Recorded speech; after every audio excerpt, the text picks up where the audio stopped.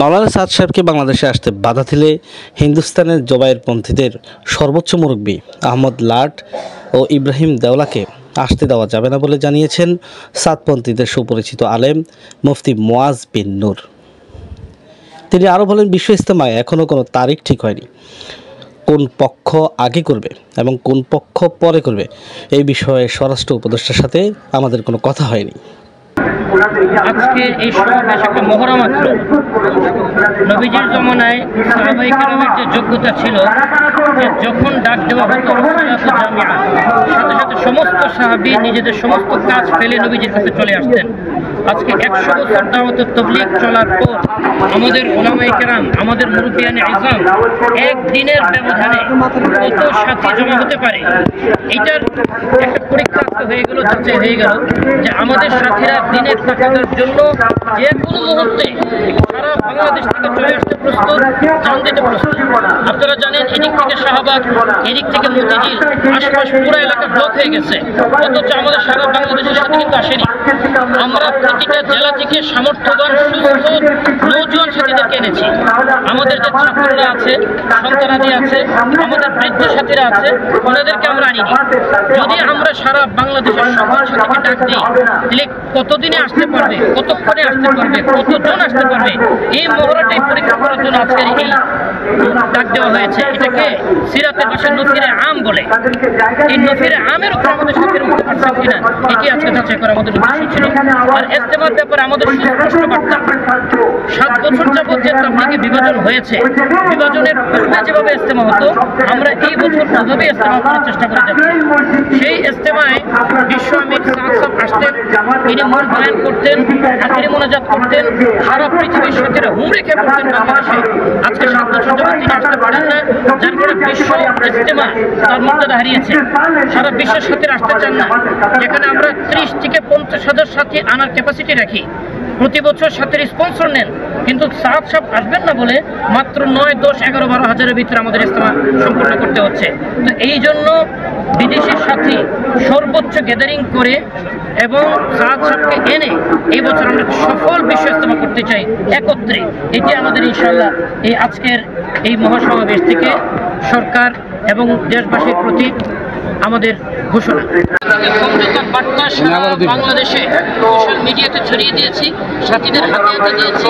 তাদের প্রধান যিনি কারি জুবাইর সাহেব, ওনাদের কাছে আমরা 2 দিন আগে খোলা চিঠি দিয়েছি, যেখানেও সমঝোতা করতে দিয়েছি। প্রতিদিন তাদের যে কয়জনের সাথে আমাদের যোগাযোগ হয়, একটা কথা আমরা বলি, এই বিভাজন সারা পৃথিবীর মুসলমানের কাছে আমাদেরকে নেগেটিভভাবে উপস্থাপন করছে। চলুন আমরা আমাদের এই আভ্যন্তরীণ দ্বন্দ্ব মিটিয়ে দিই। ওনারা মান করি, সমস্যা হচ্ছে দুই পক্ষের মাঝখানে একটা বিশাল পর্বত দাঁড়িয়ে আছে, তৃতীয় পক্ষ। আমরা এই তৃতীয় পক্ষের ব্যাপারে কঠোর অবস্থানে যাচ্ছি ইনশাআল্লাহ। বেশ কয়েকজন আছে যারা এই গণ্ডগোলটা জিয়ে রাখতে চাচ্ছেন, তাদের ব্যাপারে আমরা কঠোরতার সর্বোচ্চ কঠোরতা হলেও তাদেরকে যদি আমরা আমাদের এই জায়গা থেকে সরিয়ে দিতে পারি, ইনশাআল্লাহ তাবলীগ আবার আগের মতো হয়ে যাবে, আবার আমরা মতো হয়ে যাব, ভাই ভাই হয়ে যাব।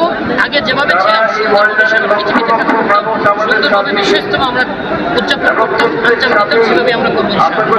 বিদেশি বিচারকরা থাকবেন, যাদেরকে ওনারা সর্বশ্রেষ্ঠ আলেম হিসাবে ওনারাই দাবি করেন, ওনারা মেনে নেন, তারাই থাকবেন বিচারক। সেখানে প্রশাসনের লোকেরা থাকবেন, আইন শৃঙ্খলা রক্ষাকারী বাহিনীর লোকেরা থাকবেন, এবং সেখানে উভয় পক্ষ এই কথা চুক্তিবদ্ধ হবে, যেটা সিদ্ধান্ত হবে সেটা মাথা পেতে মেনে নেবেন। এইভাবে আমরা স্পষ্ট চ্যালেঞ্জ দিয়েছি গত 6 তারিখ, আজকে 15 তারিখ। এই 10 দিনের ভিতরে ওনাদের পক্ষ থেকে কেউ আমাদের চ্যালেঞ্জ গ্রহণ করেনি, প্রস্তাবে রাজি হয়নি, মিটমাটের জন্য আমাদের পক্ষ থেকে বার্তা আসেনি। তো এই জন্য আমরা হতাশ নই, আমরা আমাদের করে যাবো, করতেই থাকবো। কখনো ওনাদের শুভবুদ্ধি হৃদয় হবে এবং ওনারা আমাদের হবেন। এর আগে কাকরাইল মসজিদ ও টঙ্গী ইজতেমার ময়দান দখল করার বিষয়কে কেন্দ্র করে হেফাজতে ইসলামের পক্ষ থেকে সংবাদ সম্মেলনের নির্দেশনা দেওয়া হয়েছিল। এর প্রেক্ষিতে এক ডাকে সারা বাংলাদেশের সাদপন্থীদের সকল জেলা উপজেলা থেকে কর্মীরা আসতে থাকেন। এমত অবস্থায় সকাল 8টায় জবায়েরপন্থীরা কাকরাইল ছেড়ে চলে গেলে সাদপন্থীদের কাকরাইল বুঝে নেন।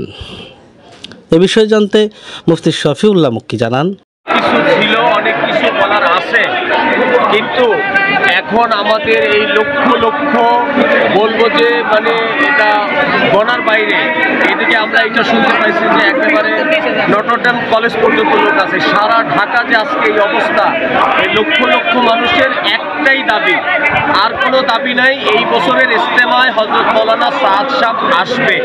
আমরা প্রধান উপদেষ্টার কাছে এই লক্ষ লক্ষ মানুষের পক্ষ থেকে দাবি করছি যে এই বছর ইজতেমায় মাওলানা সাদ সাহেব আসবে।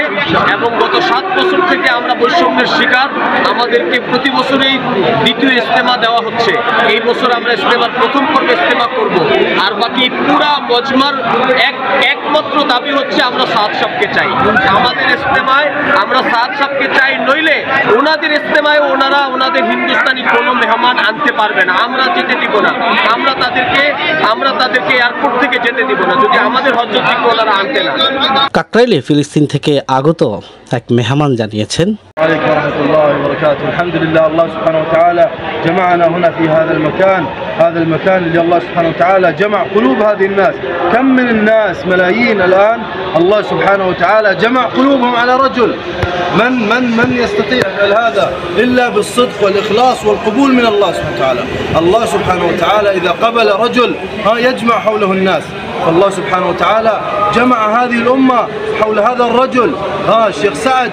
فأي رجل لا يريد الشيخ سعد، رجل يريد يمزق الأمة، رجل يريد يعمل فتنة في الأمة، رجل خالص صادق. هذا الناس كلهم جاءوا بمالهم وبأنفسهم، كل واحد من هؤلاء الناس كلهم جالسين في الشارع، كل واحد جاء ودفع التذكرة بماله الخاص، جاء هنا نصرة للدين.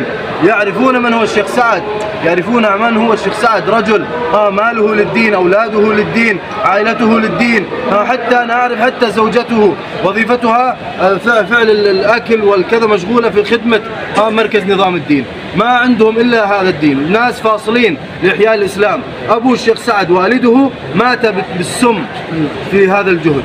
لذلك الشيخ سعد يأتي والذي لا يريده يأتي هو شيطان، ويريد يفعل فتنة في الأمة. كل هؤلاء الناس يريدون الشيخ سعد، الذي لا يريد الشيخ سعد هو يسب كل هؤلاء الناس، يشتم كل هؤلاء الناس، ولا يحترم كل هؤلاء الناس، لا يريدهم، يشتمهم ويسبهم. لذلك هذا قليل أدب وقليل احترام. الشيخ سعد هو شيخنا وحبيبنا ومربينا، وأنا طالب علم، ونحن كلنا هنا طلاب ومشايخ وقدماء نفهم ما هو الدين ونجتهد للدين ونعطي حياتنا للدين. نعرف من هو الشيخ سعد، لابد يأتي الشيخ سعد. الذي لا يريد الشيخ سعد رجل فتان، رجل شيطان يريد فتنة في هذه الأمة، ولا نتركه.